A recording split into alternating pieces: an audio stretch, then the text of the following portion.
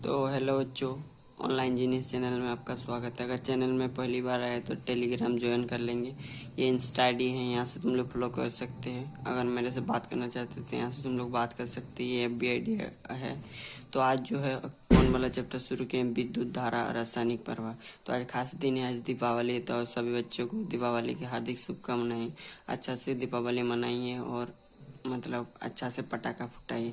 तो इससे पहले जो एक मॉडल सेट हम 10 के 100 मतलब जो एमसीक्यू कराए थे, उसमें से जो 70 नंबर क्वेश्चन है, तो वो वाला क्वेश्चन एक बार दिखा देते हैं। चलो, वो थोड़ा गलत बताए तो उसको सही करेक्शन करते हैं, सही वाला।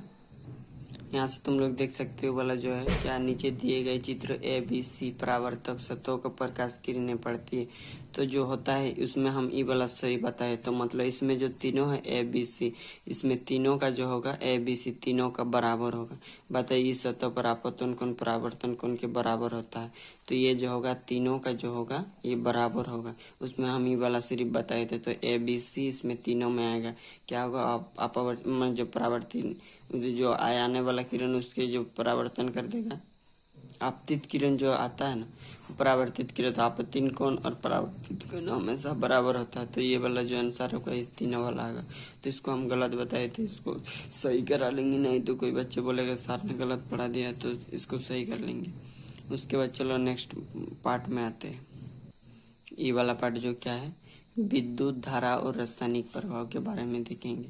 विद्युत धारा और रासायनिक प्रभाव, chemical effect of electric current. क्या है chemical effect of electric current? तो सुचालक, सबसे पहले सुचालक क्या है, वह पदार्थ जो विद्युत का चालन करता है, मतलब जिसमें विद्युत का चालन करता है अथवा विद्युत धारा प्रभावित होते हैं। मतलब विद्युत का जिसमें चालन करता है और जिसमें विद्युत धारा प्रभावित होते हैं, विद्युत के सुचालक कहते हैं। मतलब जैसे हम सिर क्या देख सकते हैं, जिसमें विद्युत का हम चालन करते हैं और जिसमें विद्युत क्या होता है, प्रभावित होता है। क्या, विद्युत धारा का प्रभावित होता है, विद्युत सुचालक है। मतलब जिसमें हम बोल भाषा में कह सकते हैं, जिसमें विद्युत का चालन हो सकता है उसको हम विद्युत सुचालक कह सकते हैं।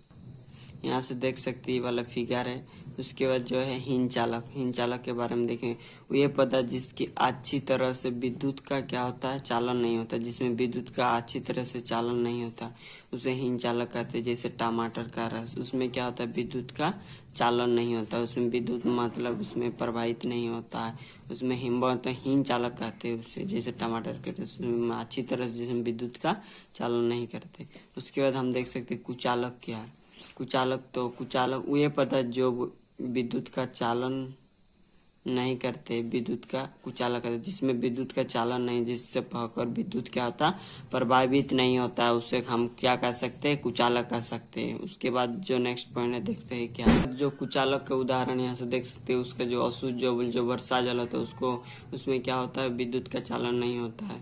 उसके बाद जो हम लोग देख सकते हैं विद्युत धारा का रासायनिक प्रभाव क्या है। तो विद्युत धारा का रासायनिक प्रभाव, जब कोई अम्लीय विलयन में क्या होता है, विद्युत धारा प्रवाहित, मतलब कि जब कोई अम्लीय जो होता है, अम्लीय विलयन जो होता है विलय घोल में, अम्लीय घोल में क्या विद्युत धारा प्रवाहित की जाती है। मतलब विद्युत धारा अगर अम्लीय विलय घोल में प्रवाहित की जाती है, तो उस अम्लीय विलयन में क्या होता है, उस अम्लीय विलयन में रासायनिक परिवर्तन हो जाते हैं। क्या होता है, उसमें रासायनिक परिवर्तन हो जाता है।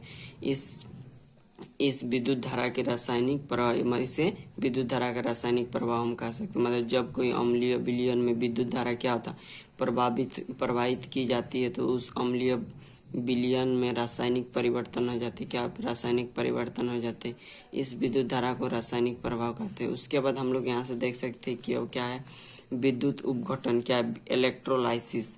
जब कोई विलयन में विद्युत धारा प्रवाहित की जाती है, मतलब जिसमें जब कोई विलयन में क्या होता है, विद्युत धारा प्रवाहित किया जाती है, तो क्या होता है, उसमें रासायनिक निक्षेप हो जाता है, एक प्रकार के रासायनिक निक्षेप हो जाती है, अर्थात रासायनिक परिवर्तन हो जाता है। मतलब उसमें अगर जब कोई विद्युत विलयन में क्या होता है, विद्युत धारा प्रवाहित की जाती है, तो एक प्रकार उसमें रासायनिक परिवर्तन हो जाता है। इस प्रकार को विद्युत अपघटन कहते हैं। मतलब उसमें अगर क्या होता है, जब कोई विलयन में क्या विद्युत धारा प्रवाहित की जाती है, तो उसे रासायनिक निक्षेप हो जाती है। क्या होता है, रासायनिक निक्षेप हो जाती है, अर्थात रासायनिक में क्या होता है, परिवर्तन हो जाती है, रासायनिक में परिवर्तन हो जाती है। इस पराक्रम को क्या होता है, विद्युत उपघटन कहते हैं। उसके बाद जो नेक्स्ट पॉइंट है क्या है, विद्युत उपघटन। विद्युत उपघटन में क्या होता है, पराक्रमण होने वाले, विद्युत उपघटन में पराक्रमण होने वाले विलयन को विद्युत उपघटन कहते हैं। विद्युत उपघटन में पराक्रमण होने वाले विलयन को विद्युत उपघटन कहते हैं। उसके विद्युत लेपन क्या है, यहाँ से हम लोग देख सकते हैं विद्युत लेपन। विद्युत धारा द्वारा किसी धातु पर, विद्युत धारा द्वारा किसी धातु पर इच्छित धातु का लेपन करना विद्युत लेपन कहते हैं। मतलब विद्युत धारा जो होता है उसमें क्या होता है, धातु पर क्या होता है, इच्छित धातु का लेपन करना विद्युत लेपन को। तो विद्युत लेपन उदाहरण तुम लोग देख सकते, साइकिल का जो हैंडल होता है ना, उस पर एक प्रकार का चमकीला जैसा देते, वो विद्युत लेपन के माध्यम से उसमें क्या गया है, तो उसका एग्जाम्पल तुम लोग देख सकते हो। तो विद्युत धारा द्वारा किसी धातु पर इच्छित धातु का लेपन करने के आप विद्युत लेपन कर सकते हैं। उसके बाद जो नेक्स्ट पॉइंट देखते हैं क्या, विद्युत उपघटन का जो उपयोग क्या क्या, धातुओं का उपयोग को देखेंगे हम लोग, किस प्रकार उसका मतलब उपयोग करते हैं। तो उसका जो उपयोग धातु का निष्कर्षण में इसका उपयोग किया जाता है, मतलब उसका निष्कर्षण निकालने में उसका यूज किया जाता है। धातु के परिष्करण में इसका उपयोग किया जाता है, जो धातु का परिष्करण मतलब साफ करने के लिए उसमें किया जाता है। उसके बाद धातुओं के शुद्धिकरण, उसको शुद्ध करने के लिए हम विद्युत उपघटन का उपयोग किया जाता है। तो इसका हम लोग देख सकते हैं 3 पॉइंट देखे, और एक बार इसको ये वर्णन कर देते। धातु के निष्कर्षण इसका उपयोग किया जाता है निष्कर्षण में उसमें।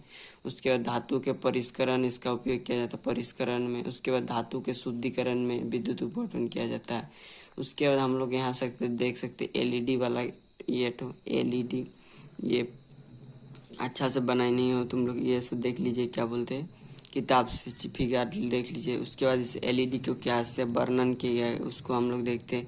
2 तांबे के तार से जुड़े हुए, कि देख सकते हैं यहाँ 2 तांबे के तार से जुड़े हुए रहते हैं, जिसे लॉइस कहते हैं। एक तार लंबी होती है, लीड, अच्छा लीड्स कहा जाता है उसको, लीड्स कहते हैं। एक तार लंबी होती है जो घन ध्रुव से जुड़े हुए रहते हैं, दूसरी छोटी तार ऋण ध्रुव से जुड़ी होती है। उसके वजह इसमें एक विद्युत धारा क्या होता है प्रवाहित करते हैं। उसमें क्या होता है, इस एक क्या होता है, एक धन ध्रुव में से जुड़ी होती है, एक ऋण ध्रुव से जुड़ी होती है। उसके बाद इसमें क्या क्या विद्युत धारा प्रवाहित है, उसमें भी कारण दिया जाता है। कारण करने पर कारण क्या प्रवाहित करते हैं, पर ज़्यादा उष्मीय प्रभाव होने पर क्या बल तीव्र गति से जलने लगता है। और उसमें क्या अधिक मतलब उष्मीय प्रभाव होने पर क्या बल्ब तीव्र गति से जलने लगता है, इसे उष्मीय प्रभाव कहते हैं। इसे क्या कहते हैं, उष्मीय प्रभाव कहते हैं। उसके बाद जो नेक्स्ट, वो कम होने पर क्या होता है, धीमी जलती है। और जब कम उसका प्रवाह मतलब कम ये प्राप्त होता है, तो उसमें विद्युत क्या होता है, उसमें धीमी जलती है, क्या कम जलता है। विद्युत धारा उष्मीय जो चक्रीय उष्मीय चुंबकीय एवं उस रासायनिक प्रभाव क्या होता है उत्पन्न करते हैं। कम होने पर धीमी चलती है, क्या होता है, कम होने पर धीमी चलती है। विद्युत धारा उष्मीय चुंबकीय एवं रासायनिक प्रभाव उत्पन्न करते, क्या होता है, रासायनिक प्रभाव उत्पन्न करते। उसके बाद अभ्यास जो है क्या, नीचे दिए गए सही विकल्प को आगे निशान लगाइए, ये वाला सही वाला।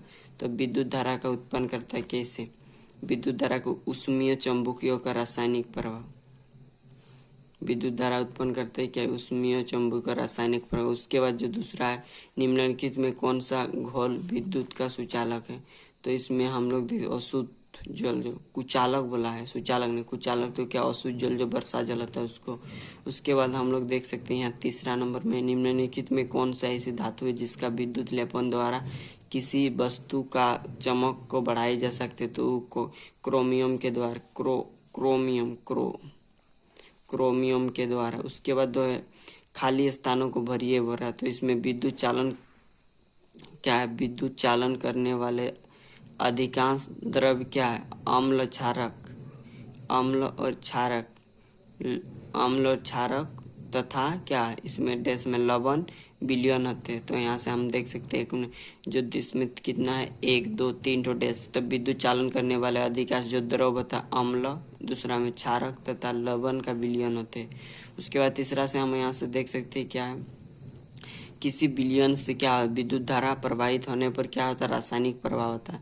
किसी अगर बिलियन में हम विद्युत धारा का प्रवाहित होने पर किसी बिलियन से क्या होता है, किसी बिलियन से विद्युत धारा प्रवाहित होने पर रासायनिक प्रभाव ये होता है। क्या होता है, रासायनिक देश में जो है रासायनिक प्रभाव क्या होता है, उत्पन्न होता है। उसके बाद हम लोग तीसरा नंबर जो देख सकते हैं, एलईडी जो होता है, एलईडी बल्ब होता है, उसमें दुर्लभ विद्युत धारा प्रवाहित होने पर क्या होता है, दीप्त हो जाता है। जब उसमें कम दुर्लभ मतलब साइंस भाषा में इसको कम समझो, नहीं से ही हम बोले तो उसमें दुर्लभ होने पर डैश में क्या हुआ है, दुर्लभ विद्युत धारा प्रवाहित होने पर क्या दीप्त हो जाता है। उसके बाद जो हम चौथा नंबर देखेंगे क्या, अगर जब कॉपर सल्फेट जो होता है, कॉपर सल्फेट विलयन से विद्युत धारा प्रवाहित की जाती है, अगर कॉपर सल्फेट के विलयन से हम लोग विद्युत धारा प्रवाहित की जाती है तो क्या होता है, बैटरी के ऋण में क्या होता है, तो बैटरी के ऋण जो डैश में क्या होगा, ऋण टर्मिनल में संयोजित प्लेट पर कॉपर निक्षेपित हो जाता है। क्या होता है, जो उसका ऋण होता है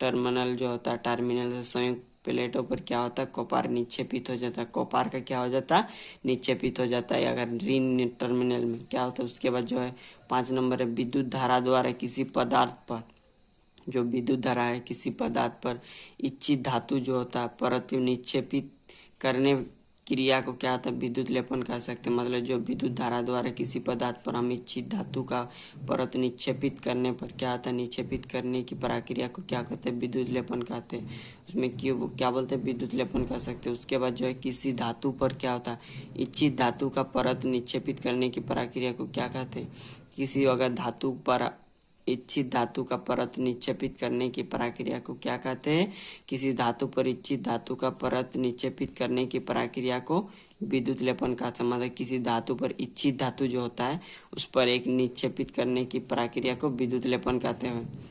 उसके बाद जो पानी जो हाइड्रोजन की ऑक्सीजन का अनुपात क्या होता है, मतलब पानी में जो हाइड्रोजन के ऑक्सीजन की अनुपात क्या होता है, तो उसका पानी में हाइड्रोजन और ऑक्सीजन का जो अनुपात 2:1 है। पानी का जो होता है H2O होता है 2:1 है। पानी का हाइड्रोजन और ऑक्सीजन का ऑक्सीजन यहाँ बिंदु ऑक्सीजन का अनुपात 2:1 होगा। ये पानी यहाँ से देख सकते हैं इसको, ये हाइड्रोजन ऑक्सीजन के साथ 2 बॉन्ड बनाया, हाइड्रोजन 2 तरफ जुड़ा है, यहाँ H2O2 इसको बैलेंस करने के लिए H2 और इसमें ऑक्सीजन में 2 जुड़ गए 2:1 देख सकते हैं। इसका रेशियो 2:1। ये क्वेश्चन में पूछ सकता है, ये इंपॉर्टेंट क्वेश्चन है, इसको ये कर लीजिए। यहाँ तो क्या ऑक्सीजन के साथ 2 डबल मतलब 1 बॉन्ड बना रहा है, इसमें एक। खाद्य पदार्थ जो होता है उसको सुरक्षित करने के लोहे के डिब्बे पर किस धातु का विद्युत लेपन किया जाता है, बोल रहा। तो जो खाद्य पदार्थ होता है उसमें हम लोग क्या करते हैं कि खाद्य पदार्थ को संरक्षित करने के लोहे के डिब्बे पर, जो लोहे का डिब्बा होता है उसमें टीन धातु का विद्युत लेपन किया जाता है। लोहे के डिब्बे पर टीन धातु का विद्युत लेपन किया जाते हैं। मतलब जो लोहे के ये होता है डिब्बा होता है उसमें हम लोग टीन धातु का क्या करते हैं, विद्युत लेपन करते हैं। उसके बाद जो 6 नंबर क्वेश्चन, लोहे के बने जो पुल होता है जंग को बचाने के लिए किस धातु का विद्युत लेपन किया जाता है, तो हम लोग उसमें क्या करते हैं, जिंक का। जो लोहे के जो बना पुल होते हैं उसमें हम लोग मतलब जंग से बचाने के लिए किस प्रकार के विद्युत लेपन करते हैं, तो जिंक का। उसके बाद जो हम लोग यहाँ से देख सकते हैं क्या है, क्या प्लास्टिक या लकड़ी को वस्तुओं को विद्युत लेपन किया जा सकता है। जो प्लास्टिक हो या लकड़ी जो होता है उसको विद्युत लेपन किया जा सकता है, तो इसमें हम लोग बिल्कुल नहीं कर सकते, क्योंकि वो प्लास्टिक और जो क्या होता है लकड़ी वो धातु नहीं है, वो धातु चीज से मतलब ये करते हैं। तो हम लोग देख सकते हैं नहीं, प्लास्टिक या लकड़ी की वस्तु को विद्युत लेपन नहीं किया जा सकता है, हम लोग उसको नहीं कर सकते। क्योंकि प्लास्टिक क्या होता है, प्लास्टिक या लकड़ी जो होता है, क्योंकि प्लास्टिक या लकड़ी क्या होता है, अधातु है। क्या है, एक प्रकार का अधातु है। और अधातु विद्युत लेपन केवल धातुओं में ही होता है, हम बताए पहले धातु में विद्युत लेपन होता है।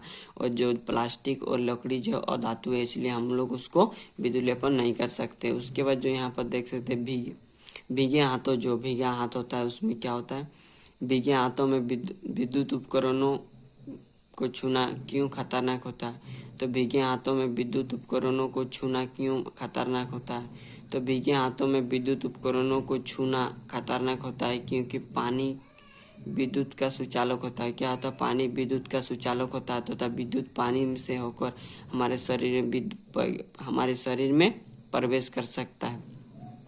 विद्युत पानी से होकर हमारे शरीर में प्रवेश करता है, क्योंकि जो होता है विद्युत क्या होता है?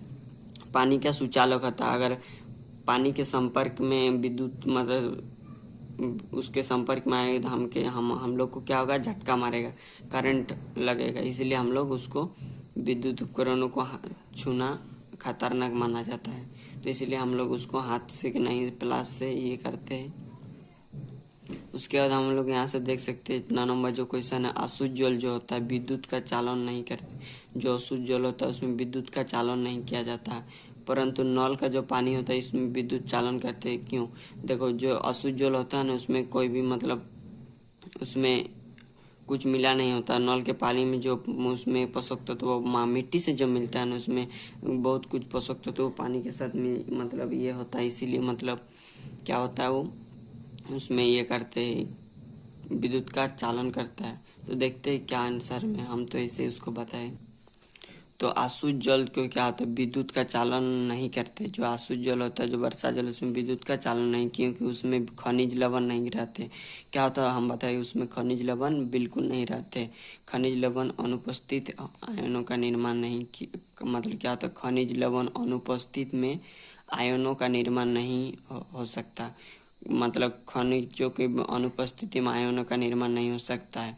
परंतु क्या होता है? जल का पानी विद्युत का चालन करते जो नल होता है, परंतु जो नल होता है, सॉरी इसको जल पढ़ते थे हम। इस नल का जो पानी होता है विद्युत चालन करते। क्या होता है? विद्युत का चालन करते, क्योंकि इसमें खनिज लवण उपस्थित होते हैं। क्या होता है? क्योंकि इसमें खनिज लवण उपस्थित होते हैं जो आयनों के निर्माण में सहायक होते हैं। जो क्या होता है? जो आयनों के निर्माण में सहायक होते हैं। क्या होता है? आयनों के निर्माण में सहायक होते हैं। उसके बाद जो यहाँ से हम लोग देख सकते हैं, नई साइकिल के हैंडल एवं पहियों में जो रिंग होता है उसमें चमकता है। अगर दुर्घटनावश इनमें खरोंच आ जाए तो क्या होगा?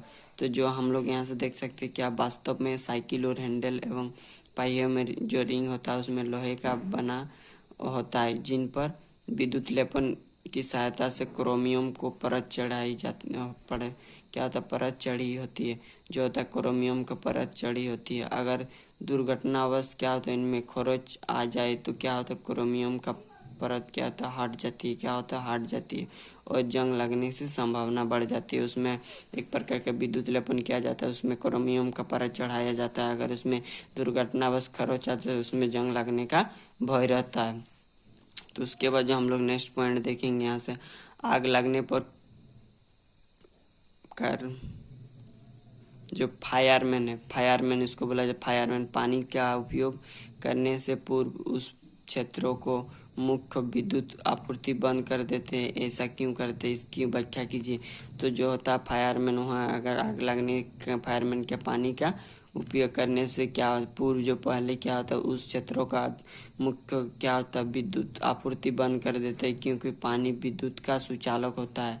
पानी विद्युत का सुचालक, अगर विद्युत आपूर्ति बंद ना करे तो विद्युत पानी से होकर जो फायरमैन तथा आसपास मौजूद लोगों के लिए खतरनाक हो सकता है। अगर विद्युत क्या होगा, अगर नहीं कटेगा, अगर विद्युत कारण क्या पानी के साथ ये संपर्क में सुचालक हो जाए, जो फायरमैन उसको भी झटका लगेगा, आसपास के व्यक्ति को भी झटका लगने के समय, इसलिए उसको बंद कर दिया जाता है। विद्युत धारा का रासायनिक प्रभाव से क्या समझते हैं? मतलब विद्युत का जो रासायनिक प्रभाव उससे आप क्या समझ, उदाहरण के साथ व्याख्या करें। बोलो, किसी चालक द्रव्य अम्लीय विलयन जो होता है, किसी चालक द्रव्य जो होता है, किसी चालक द्रव्य अम्लीय विलयन विद्युत धारा प्रभावित करने पर रासायनिक अभिक्रिया होती है। क्या होता है? विद्युत धारा प्रभावित करने पर रासायनिक अभिक्रिया होती है। इसे विद्युत धारा का रासायनिक प्रभाव कहते हैं। इसे क्या कहते हैं? विद्युत धारा का रासायनिक प्रभाव कहते हैं। उसके बाद जो रासायनिक प्रभाव का उदाहरण दीजिए बोल रहा। तो एक आलू लेकर उसे 2 भागों में काट, सबसे पहले तो एक आलू लीजिए, उसको बीचों बीच में काटिए और कुंडली युक्त संपरीक्षित के स्वतंत्रता सिरे एक आलू के पृष्ठ कीजिए। मतलब 2 आलू लीजिए, उसमें कुंडली युक्त ये कीजिए और उसे दोनों में क्या कीजिए? कुंडली से युक्त संपरीक्षित स्वतंत्रता सिरे आलू में पृष्ठ कीजिए। उसके बाद लगभग आधे घंटे के पश्चात क्या उनका अपकलन कीजिए, उसको देखिए, अपकलन कीजिए। आपको आलू में क्या होगा, घन तार जो होता है, धन जो धनात्मक वाला ये होता है, धनात्मक तार के पास क्या होगा, नीला हरा धब्बे दिखाई देगा। क्या होगा, नीला और हरा धब्बे दिखाई देगा। उसके बाद आलू में क्या होगा, नीला हरा धब्बा विद्युत धारा के रासायनिक प्रभाव के कारण होता है। जो उसमें एक प्रकार का ये हरा धब्बा दिखेगा ना, वो रासायनिक प्रभाव के कारण हम लोग को दिखाई देगा। यहाँ से तुम लोग देखते हैं साइकिल के हैंडल में, पहिए के रिंग में आदि क्रोमियम विद्युत लेपन किया जाता है। क्रोमियम का विद्युत लेपन किया जाता है। इन्हें क्रोमियम का ही क्यों नहीं मतलब बनाया जाता है, मतलब उसमें जो हम लोग एक परत लगाया जाता है तो उसको हम लोहे के बनाकर उसके ऊपर में क्रोमियम का विद्युत लेपन किया जाता है। तो बोल रहे हम क्रोमियम का ही क्यों नहीं बनाते। तो क्रोमियम एक महंगा धातु, क्या एक प्रकार का महंगा धातु है, अतः पूरी वस्तु को क्रोमियम का बनाना आर्थिक दृष्टि से उपयोग नहीं है। इसी कारण उसे हम सस्ते धातु की वस्तु बनाई जाती है तथा उस पर क्रोमियम का परत निक्षेपित की जाती है। मतलब अगर हम लोग क्रोमियम का बनाएंगे तो हमें बहुत ज़्यादा महंगा पड़ेगा, इसलिए हम लोग क्या कहते हैं, सस्ते धातु का बनाकर उसमें उस क्रोमियम का परत चढ़ाया जाता है।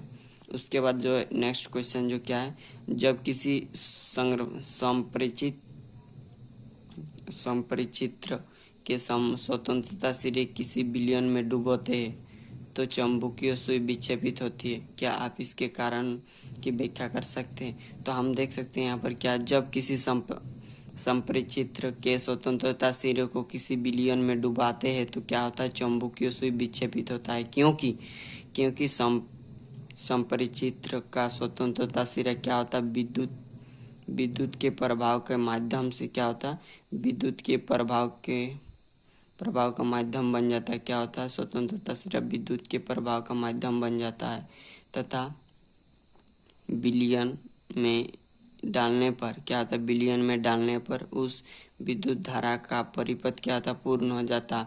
विलयन में डालने पर उसका जो परिपथ होता है पूर्ण हो जाता है, इसलिए उस चुंबकीय सुई क्या धारा के कारण क्या होता है, विक्षेपित होने लगता है।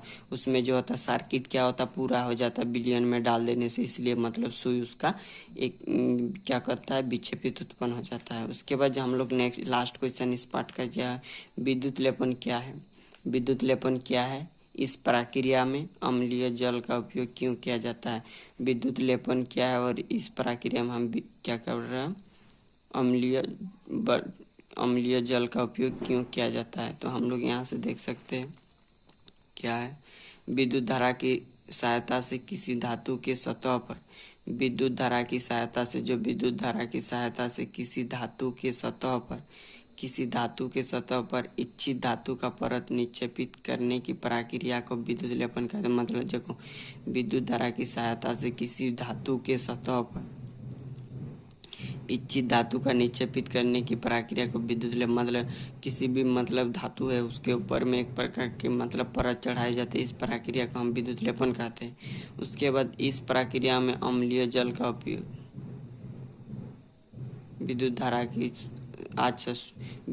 की सहायता से किसी धातु के सतह पर इच्छित धातु का परत निक्षेपित करने की प्रक्रिया विद्युत लेपन कहते हैं। उसके बाद इस प्रक्रिया में क्या होता है, अम्लीय जल का उपयोग किया जाता है, क्योंकि अम्लीय जल विद्युत का सुचालक होता है।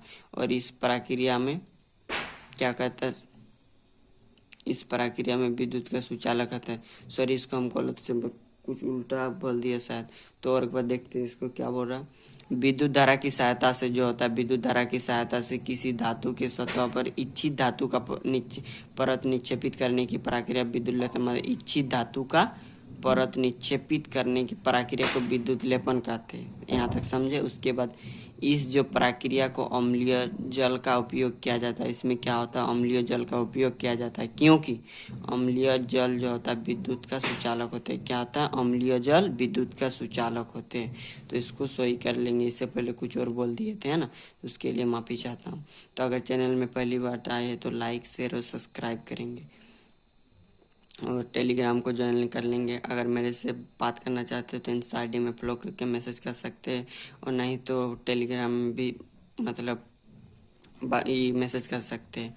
तो अगर मतलब टेलीग्राम ज्वाइन नहीं हो रहा तो वो सबसे पहले चैनल में जाए, चैनल में जाके उसमें क्लिक कीजिए, उसके बाद स्क्रॉल करके उसके अबाउट में जाइए, वहाँ टेलीग्राम, इंस्टाग्राम और टेलीग्राम का, इंस्टाग्राम का और यूट्यूब का, तीनों का लिंक दिया। तो वहाँ से तुम लोग इन मेरे को मैं और फेसबुक का भी दिया हुआ, वहाँ फेसबुक का भी हूँ, वहाँ में भी फॉलो कर सकते हैं, इंस्टाग्राम में भी और टेलीग्राम में भी, वहाँ से ज्वाइन हो सकता है। तो आज के लिए इतना ही, तो धन्यवाद। हैप्पी दिवाली सभी बच्चों को।